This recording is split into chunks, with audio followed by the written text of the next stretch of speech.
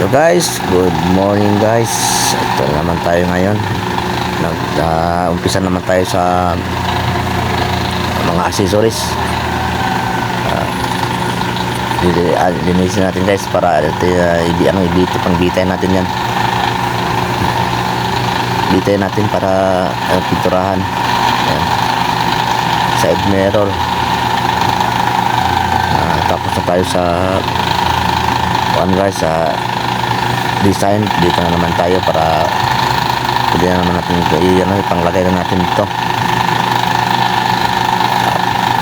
Flat black lang ito guys, ang mga side mirror guys, at saka yung mga accessories naman, yung iba, yung ibang kulay ko yun, dark gray, yung mga cover ng mga pintuan at saka iba pang mga accessories nya, dark gray yun. Ito lang ang side mirror, ang itim.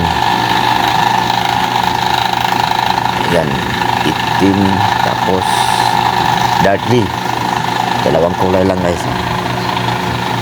Mas maganda kasi ibitay natin guys para matamaan sila lahat, kasi pag mahirapan tayo pag hindi natin ibitay yan, yung mga maliliit na iba pang kasama dyan, iba bitay talaga lahat yan. Ayan guys, parang isda lang guys.